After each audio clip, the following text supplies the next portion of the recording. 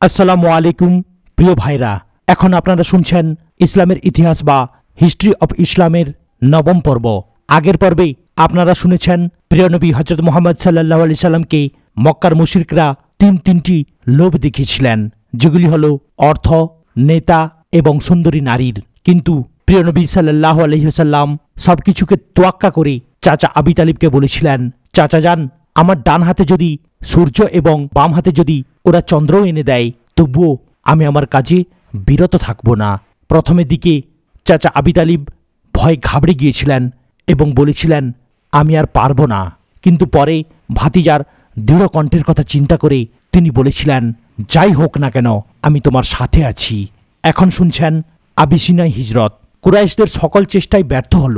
তারা তাওহীদের প্রচার কার্য অব্যাহত গতিতে চলতে দেখে রীতিমতো প্রমাদ গুনল। তারা লক্ষ্য করল যে আন্দোলনকে তারা শিশু বলে তুচ্ছ জ্ঞান করেছিল, তা এখন বিকশিত হয়ে এমন এক শক্তিশালী হয়ে উঠেছে, তার মূলোৎপাটন আর এখন মোটেই সহজ নয়। তারা মারাত্মক চেষ্টায় মেতে উঠল। তারা হযরত মুহাম্মদ সাল্লাল্লাহু আলাইহি সাল্লামের খানায় কাবায় প্রবেশে বাধা সৃষ্টি করল। শহরের বখাটে ছেলেদেরকে হযরত রাসূলুল্লাহ সাল্লাল্লাহু আলাইহি সাল্লাম ও মুসলমানদের দেখা মাত্র সমবেতভাবে হাততালি দেয়া ও গালিগালাজ করবার জন্য নিযুক্ত করল। এখন থেকে এদের কাজ হল রাস্তাঘাটে, অলিতে গলিতে মুসলমানদের চলাচলে বিঘ্ন সৃষ্টি করা, বাইরের কোনো আগন্তুককে হযরত মুহাম্মদ সাল্লাল্লাহু আলাইহি সাল্লামের সাথে সাক্ষাৎ করতে না দেয়া এবং যখন যেখানে যেভাবে পারা যায় দুর্বল মুসলমানদেরকে উত্ত্যক্ত করা। ফলে মক্কায় মুসলমানদের জীবন দুর্বিষহ হয়ে উঠল। এমনতর পরিস্থিতির প্রেক্ষিতেই হযরত মুহাম্মদ সাল্লাল্লাহু আলাইহি সাল্লাম মুসলমানদেরকে খ্রিস্টান শাসিত আবিসিনিয়ায় হিজরতের অনুমতি দান করেন। সে অনুসারে নবুয়তের পঞ্চম বর্ষের রজব মাসে 11 জন পুরুষ এবং 4 জন নারী আবিসিনিয়ার উদ্দেশ্যে মক্কা ত্যাগ করেন। 15 সদস্যের এই কাফেলাটি রাতের আঁধারে গোপনে মক্কা ত্যাগ করে। ঘটনাক্রমে জিদ্দা বন্দরে এসে তারা নোঙর খুলে ছাড়ার প্রস্তুতি নিচ্ছে, এমন অবস্থায় জাহাজ পেয়ে গেলেন। তারা সেই জাহাজে করে আবিসিনিয়ায় গিয়ে উপনীত হন।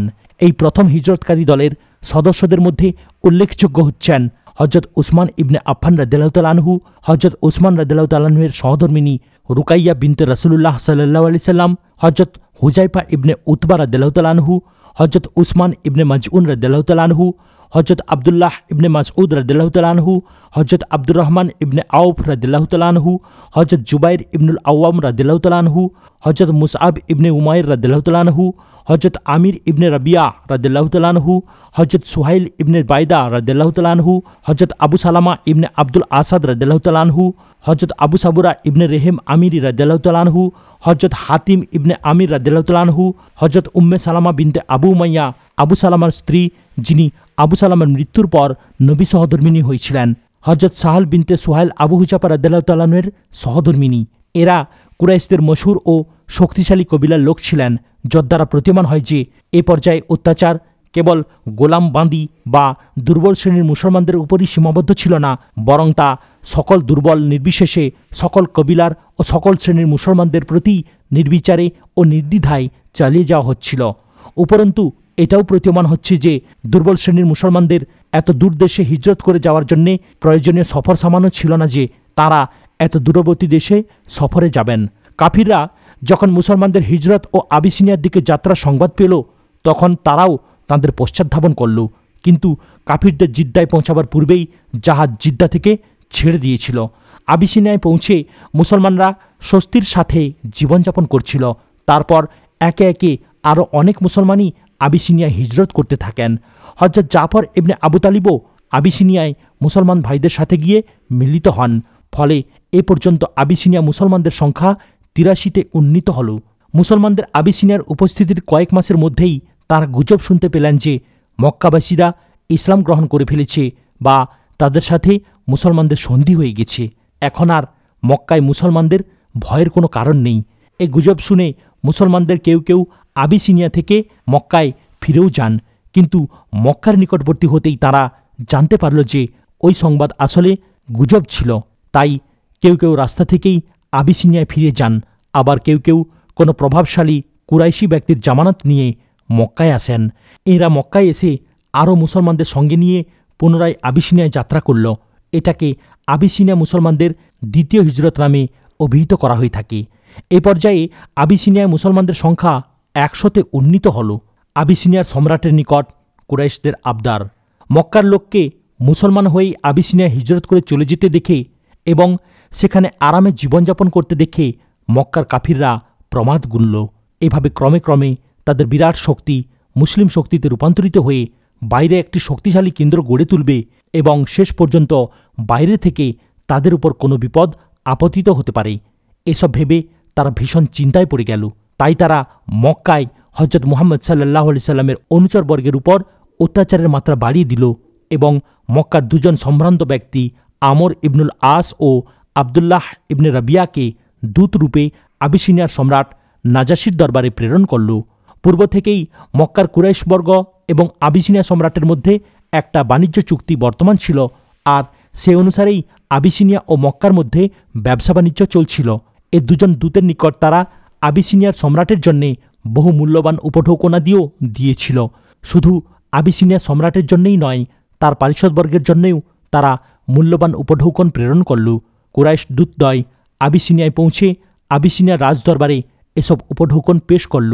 তারা আবিসিনিয়ার সম্রাটের পারিষদদেরকেও নিজের সমর্থক বানিয়ে নিয়ে এভাবে তাদের দাবি উত্থাপন করল, রাজন, আমাদের কিছু কৃতদাস বিদ্রোহী হয়ে আপনার দেশে এসে পৌঁছেছে এবং নিজেদের পৈতৃক ধর্ম ছেড়ে দিয়ে তারা এক অভূতপূর্ব নতুন ধর্ম গ্রহণ করেছে। তাই এই কৃতদাসদেরকে আমাদের হাতে তুলে দেয়া হোক। সম্রাট তাদের আবেদন শুনে বললেন, আগে আমি এ সম্পর্কে তদন্ত করে দেখি, তারপর তোমাদের দাবি বিবেচনা করা হবে। পারিষদরাও কুরাইশ দূতদেরকে সমর্থন জানালো, কিন্তু সম্রাট নাজাশী সেদিকে কর্ণপাত না করে মুহাজির মুসলমানদেরকে দরবারে ডেকে পাঠালেন। তিনি তাদেরকে জিজ্ঞেস করলেন, তোমরা যে ধর্ম গ্রহণ করেছ সেটা কোন ধর্ম? মুসলমানদের পক্ষ থেকে হযরত জাফর ইবনে আবি তালিব রাদিয়াল্লাহু তাআলা আনহু অগ্রসর হয়ে নাজাশীর দরবারে নিম্নধারার ভাষণ দেন। জাফর ইবনে আবু তালিবের মর্মস্পর্শী ভাষণ। বাদশাহ নামদার, আমরা ছিলাম অজ্ঞ ও মূর্তি পূজারী, মৃত জন্তু ভক্ষণকারী, অসামাজিক কার্যকলাপ ও প্রতিবেশীদেরকে নির্যাতনে আমরা অভ্যস্ত ছিলাম। আমাদের সকল ব্যক্তিরা দুর্বলদের অধিকার গ্রাস করত। এমন সময় আল্লাহ আমাদের নিকট একজন রাসূল প্রেরণ করলেন। তাঁর উচ্চ বংশমর্যাদা, সততা ও বিশ্বস্ততা সম্পর্কে পূর্বেই আমরা অবগত ছিলাম। তিনি আমাদের এক আল্লাহতে বিশ্বাসীতে পরিণত করে মূর্তি পূজা থেকে ফিরিয়ে এনেছেন।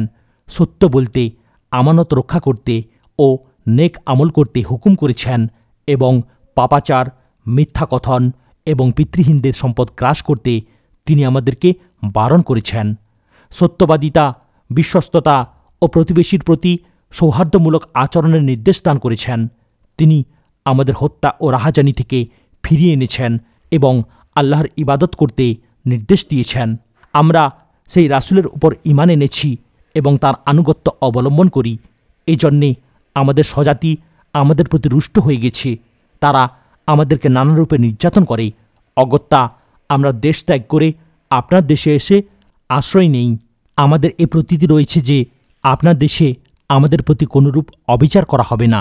এ ভাষণ শুনে নাজাশী বললেন, তোমাদের নবীর প্রতি আল্লাহর যে কালাম নাজিল হয়েছে তার কিছুটা শোনাও দেখি। হযরত জাফর রাদিয়াল্লাহু তাআলা আনহু সূরা মারিয়াম তেলাওয়াত করা শুরু করলেন। কুরআনুল কারীমের আয়াত শুনে নাজাশী এবং পারিষদবর্গের চোখে পানি এসে গেল। হযরত জাফর রাদিয়াল্লাহু তাআলা আনহু সূরা মারিয়ামের প্রথম দিকের আয়াতগুলো পড়ে শোনাতেই নাজাশী বলে উঠলেন, হযরত মূসা আলাইহিস সালামের তাওরাতের আর এই কালামের ধরন তো একই, উভয়টি অভিন্ন মনে হচ্ছে। কুরাইশ দূতেরা বলে উঠলেন, এরা কিন্তু হযরত ঈসা আলাইহিস সালামের বিরোধী। এ কথাটির দ্বারা তারা খ্রিস্ট ধর্মাবলম্বী আবিসিনিয়া রাজাকে মুসলমানদের প্রতি খ্যাপাতে চেয়েছিল। হযরত জাফর ইবনে আবু তালিব রাদিয়াল্লাহু তাআলা আনহু তৎক্ষণাৎ জবাব দিলেন, মিথ্যে কথা, বরং তিনি আল্লাহর বান্দা ও রাসূল এবং আল্লাহর বাণী যা তিনি মারিয়ামের নিকট প্রেরণ করেছিলেন এবং তার আদেশ। নাজাশী বলে উঠলেন, তোমাদের এ বিশ্বাস যথার্থ। ইনজিল কিতাবের মর্মও ঠিক তাই। তিনি কুরাইশ দূতদ্বয়কে ব্যর্থ মনোরথ ফিরিয়ে দিলেন এবং স্পষ্ট বলে দিলেন, আমি এদেরকে তোমাদের হাতে তুলে দিতে পারি না। সাথে সাথে কুরাইশদের দেয়া উপহার সামগ্রীও তিনি ফেরত দিয়ে দিলেন। ফলে তাদের অপমানের অস্ত রইল না। এটা নবুয়তের ৬ষ্ঠ সালের ঘটনা। নাজাসির দরবারে কুরাইশদের এ ব্যর্থতা মুসলমানদের প্রতি তাদের বিদ্বেষ আরও বাড়িয়ে তুলল। হজরত আমির হামজা রাদিয়াল্লাহু তাআলা আনহুর ইসলাম গ্রহণ। মক্কার কুরাইশরা নবী করিম সাল্লাল্লাহু আলাইহি সাল্লামের প্রতি বিদ্বেষে পাগল হয়ে উঠেছিল। একদিন হজরত মুহাম্মদ সাল্লাল্লাহু আলাইহি সাল্লাম সাফা পাহাড়ের চূড়ায় কিংবা এর পাদদেশে উপবিষ্ট ছিলেন। এমন সময় সেখানে আবু জাহেল এসে উপস্থিত। হজরত মুহাম্মদ সাল্লাল্লাহু আলাইহি সাল্লামকে দেখতে পেয়েই সে প্রথমে তো ভীষণ কর্কশ ও অশ্রাব্য ভাষায় গালিগালাজ করল। তিনি এসবের জবাব মাত্র না দিয়ে নির্বিকার রইলেন। তখন সে হজরত মুহাম্মদ সাল্লাল্লাহু আলাইহি সাল্লামকে লক্ষ্য করে একটি প্রস্তর নিক্ষেপ করল। হজরত মুহাম্মদ সাল্লাল্লাহু আলাইহি ওয়াসাল্লাম তাতে আহত হলেন এবং তার পবিত্র দেহ থেকে লহু মুবারক নির্গত হতে লাগল। তিনি চুপচাপ বাড়িতে চলে আসলেন। আবু জাহেল কাবা প্রাঙ্গণে আলাপরত লোকদের সাথে এসে বসে তাদের সাথে আলাপে মেতে উঠল। হজরত আমির হামজা রাদিয়াল্লাহু তাআলা আনহু ছিলেন আব্দুল মুত্তালিবের ছেলে, হজরত মুহাম্মদ সাল্লাল্লাহু আলাইহি সাল্লামের আপন চাচা। হজরত মুহাম্মদ সাল্লাল্লাহু আলাইহি সাল্লামকে তিনি অত্যন্ত ভালোবাসতেন, কিন্তু তিনি তখনও মুশরিকদের দলভুক্ত।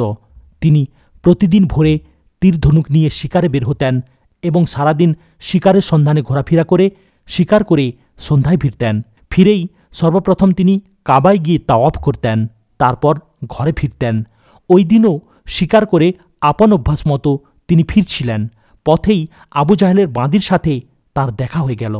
বাঁদি তাকে বলল, আবু জাহেল হজরত মুহাম্মদ সাল্লাল্লাহু আলাইহি সাল্লামকে গালাগালি দেয় এবং পাথর মেরে জখম করে, কিন্তু মুহাম্মদ সাল্লাল্লাহু আলাইহি সাল্লাম ধৈর্য ধারণ করে চুপ থাকে। হজরত হামজা রাদিয়াল্লাহু তাআলা আনহু শুধু হজরত মুহাম্মদ সাল্লাল্লাহু আলাইহি সাল্লামের চাচাই ছিলেন না, তিনি ছিলেন তাঁর দুধ ভাইও। রক্ত ও দুধের সম্পর্ক তাকে অধীর করে তুলল। তিনি প্রথমে খানায় কাবায় গেলেন। তাওয়াফ শেষ করেই তিনি সোজা ওই মজলিসের দিকে রওনা হলেন যেখানে বসে আবু জাহেল আলাপ আলোচনায় মত্ত ছিল। হজরত হামজা রাদিয়াল্লাহু তাআলা আনহু ছিলেন বীর পাহলওয়ান। তিনি একজন যোদ্ধা ও বীরপুরুষ বলে গণ্য হতেন। তিনি সেখানে পৌঁছেই ধনুক দিয়ে আবু জাহেলের মাথায় এমনই জোরে আঘাত করলেন যে তার মাথা ফেটে দরদর করে রক্ত প্রবাহিত হল। তারপর মুখে বললেন, আজ থেকে আমিও মুহাম্মদ সাল্লাল্লাহু আলাইহি সাল্লামের ধর্মের অনুসারী এবং তিনি যা বলে থাকেন আমিও তাই বলি। বলো দেখি হতভাগা, তোর কি বলার আছে?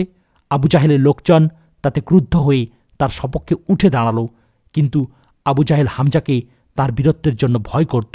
তাই সে নিজেই তাদেরকে সংযত করল এবং বলল, আসলেও আমার পক্ষ থেকে একটু বাড়াবাড়ি হয়ে গিয়েছিল। হামজা যদি তার ভাতিজার অপমানের প্রতিশোধ না নিতেন তাহলে এটা তার আত্মমর্যাদার পরিপন্থী হতো। সম্ভবত হজরত হামজার কথা শুনেই আবু জাহেলের মনে আশঙ্কা সৃষ্টি হয়েছিল যে পাছে এর রাগ ও জেদের বশে তিনি মুসলমানই না হয়ে যান। আর এই জন্যেই সে হজরত হামজা রাদিয়াল্লাহু তাআলা আনহুকে শুনিয়েই কথাগুলো বলেছিল যেন ব্যাপারটির এখানেই ইতি ঘটে আর তিনি ইসলামের দিকে ঝুঁকে না পড়েন। আবু জাহেলের সাথে বোঝাপড়া করে হজরত হামজা রাদিয়াল্লাহু তাআলা আনহু হজরত মুহাম্মদ সাল্লাল্লাহু আলাইহি সাল্লামের কাছে এলেন এবং তাকে লক্ষ্য করে বললেন, ভাতিজা, তুমি শুনে আনন্দিত হবে যে আবু জাহেলের নিকট থেকে আমি তোমার প্রতিশোধ এরই মধ্যে নিয়ে নিয়েছি। জবাবে হজরত নবী করিম সাল্লাল্লাহু আলাইহি সাল্লাম বললেন, চাচা, এই জাতীয় ব্যাপার আমাকে আনন্দ দেয় না। হ্যাঁ, যদি আপনি ইসলাম গ্রহণ করেন তবে তা আমাকে অপার আনন্দ দেবে। এ কথা শুনে হজরত হামজা রাদিয়াল্লাহু তাআলা আনহু তৎক্ষণাৎ ইসলাম গ্রহণ করলেন। হজরত হামজা রাদিয়াল্লাহু তাআলা আনহুর ইসলাম গ্রহণে বিপর্যস্ত মুসলমানদের শক্তি ও মনোবল অনেকটা চাঙ্গা হয়ে উঠল। এটা ছিল নবুয়তের ষষ্ঠ পর্যায়ের কথা। সে সময় হজরত মুহাম্মদ সাল্লাল্লাহু আলাইহি সাল্লাম হজরত আরকাম রাদিয়াল্লাহু তাআলা আনহুর বাড়িতে অবস্থান করতেন। মক্কার কুরাইশরা তাঁর সাথে অত্যন্ত ঔদ্ধত্যপূর্ণ আচরণ শুরু করে দিয়েছিল। হজরত হামজা রাদিয়াল্লাহু তাআলা আনহুর ইসলাম গ্রহণে তারা অনেকটা সংযত হল এবং হজরত মুহাম্মদ সাল্লাল্লাহু আলাইহি সাল্লামের শানে গোস্তাকি করার ক্ষেত্রে দ্বিধায় পড়ে গেল। আজ এখানেই সমাপ্ত করলাম। ভিডিওর পরবর্তী অংশ অর্থাৎ হজরত উমর রাদিয়াল্লাহু তাআলা আনহুর ইসলামে ফেরার কথা শুনতে গেলে চ্যানেলটিকে সাবস্ক্রাইব করুন, লাইক, কমেন্ট এবং শেয়ার করতেও ভুলবেন না। আসসালামু আলাইকুম ওয়া রাহমাতুল্লাহি ওয়া বারাকাতুহু।